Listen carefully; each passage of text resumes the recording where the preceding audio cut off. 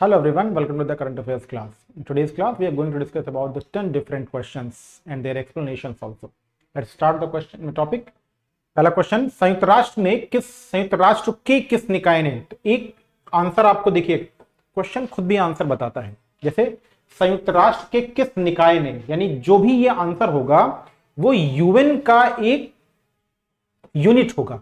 तो संयुक्त राष्ट्र के किस निकाय ने भारत की पहली पशु वैक्सीन यानी एक एनिमल वैक्सीन की आपूर्ति श्रृंखला यानी उसकी सप्लाई चेन में मैनेजमेंट के लिए भारत सरकार के साथ एक समझौता किया है। यानी जो संस्था है वो क्या करेगी, वो पहली जो एनिमल वैक्सीन है उसकी सप्लाई चेन की मैनेजमेंट के लिए इंडिया गवर्नमेंट के साथ उसने एक एमओयू पे हस्ताक्षर किए हैं। और वो कौन है, वो है यूएनडीपी। यूएनडीपी ये यूएन का एक यूनिट है, 1965 में एस्टैब्लिश हुआ है यूएनडीपी। और क्या है, यूनाइटेड नेशन डेवलपमेंट प्रोग्राम, संयुक्त राष्ट्र विकास कार्यक्रम, जो किसके लिए काम करता है, जो सतत विकास के लिए काम करता है। यानी सतत विकास के क्षेत्र में काम करेगा, सस्टेनेबल डेवलपमेंट में, डेमोक्रेटिक वैल्यूज यानी जो लोकतांत्रिक शासन है उसके लिए काम करेगा, लोकतांत्रिक शासन के लिए काम करेगा। तो यूएनडीपी जो यूएन की एक संस्था है, एक यूनिट है, वो 1965 में एस्टैब्लिश होती है। वो किस क्षेत्र में काम करती, सतत विकास, लोकतांत्रिक शासन और इसके अलावा आपदा प्रबंधन जैसे क्षेत्रों के लिए काम करती है।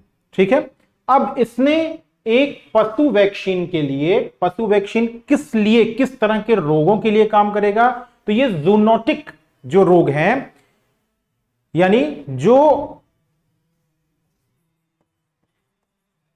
जूनोटिक डिसीज की रोकथाम के लिए एक वैक्सीन बनाने के लिए नहीं, वैक्सीन की सप्लाई चेन के मैनेजमेंट के लिए एक एमओयू पे हस्ताक्षर किए गए हैं।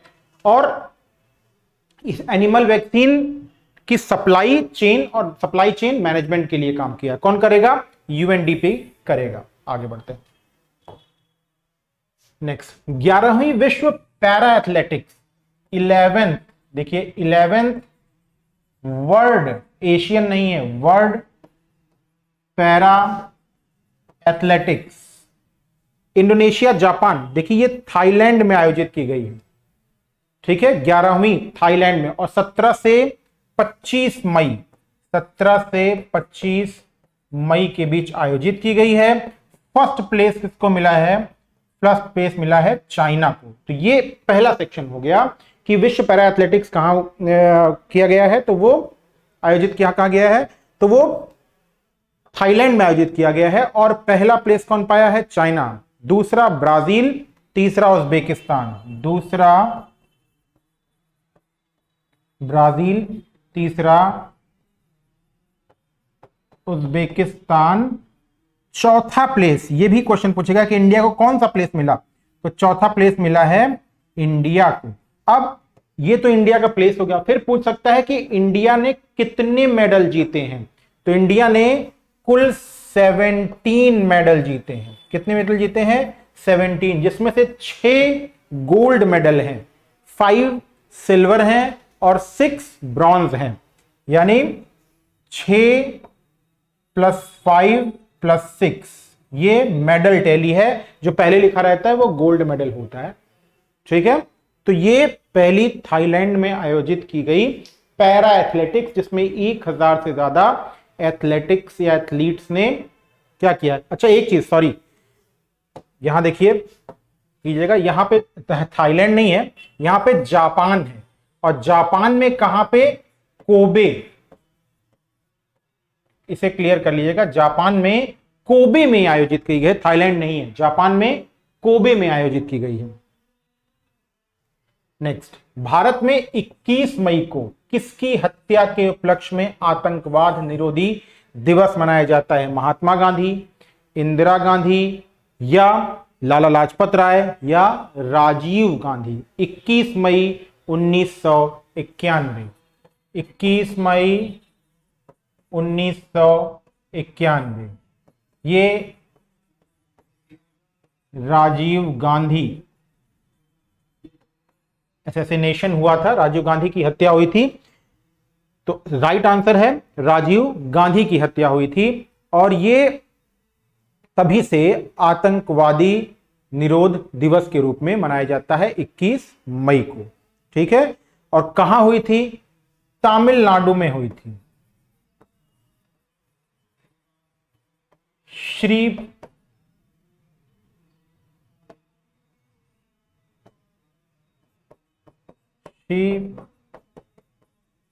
पेराम्बूर में एक रैली थी।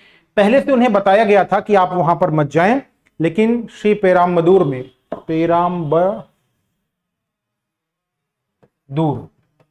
में एक रैली थी। उन्हें बताया गया था कि आप वहां ना जाएं, खतरा हो सकता है, लेकिन फिर भी उन्होंने कहा कि नहीं, अब हम आए हैं, अगर यहां से नहीं जाएंगे तो जनता के बीच एक गलत मैसेज जाएगा। और वहां जाते हैं, एक महिला उन्हें माला पहनाती है, रिमोट का बटन दबाती है, और दैट्स ऑल। चलिए, तो ये किसने डिसाइड किया था? वीपी सिंह सरकार ने। चलिए नेक्स्ट क्वेश्चन।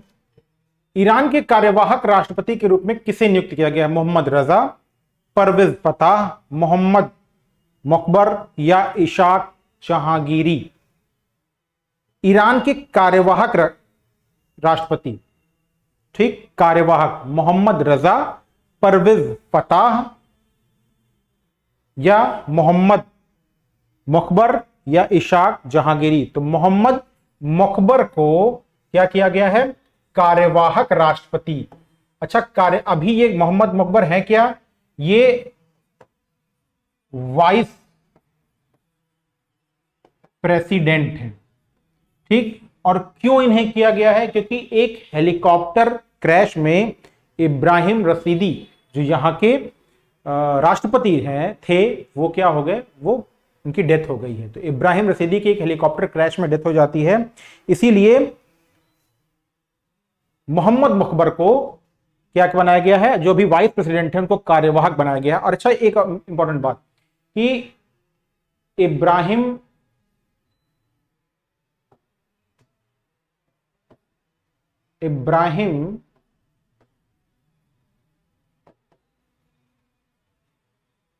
रशीदी की जो डेथ होती है वो 19 मई को हो रही है। ध्यान दीजिएगा, इब्राहिम रशीदी की डेथ कब हुई है? 19 मई को होती है। और इसीलिए अब किसको? मोहम्मद मकबर को, जो भी वाइस प्रेसिडेंट हैं, उन्हें राष्ट्रपति का कार्यवाहक कार्यभार दिया गया है। Next question. मई 2024 में किस संक्रमण के खिलाफ mRNA वैक्सीन का क्लिनिकल परीक्षण शुरू हुआ है? इन्फ्लुएंजा, छोटी माता, हेपेटाइटिस ए या कोविड-19? तो ये इन्फ्लुएंजा वैक्सीन है जिसका क्लिनिकल ट्रायल हुआ है इन्फ्लुएंजा के लिए एक क्लिनिकल ट्रायल का वैक्सीन। और ये national institute of allergy and infectious diseases NIAID national institute of allergy and infectious diseases ने इस mRNA, ये भी इंपॉर्टेंट बात है कि किस तरह की वैक्सीन, mRNA वैक्सीन का परीक्षण शुरू किया है। Next question. अंतरराष्ट्रीय एल्यूमिनियम संस्थान IAI के उपाध्यक्ष के रूप में किसे चुना गया है? Lalit D Gupte, Anil Agarwal, John Slaven या Venkat Raman? Aluminium, international aluminium vice president तो जॉन स्लेवन। देखिए, अंतरराष्ट्रीय एल्यूमिनियम संस्थान की बात कर रहा है, किसे चुना गया है? जॉन स्लेवन।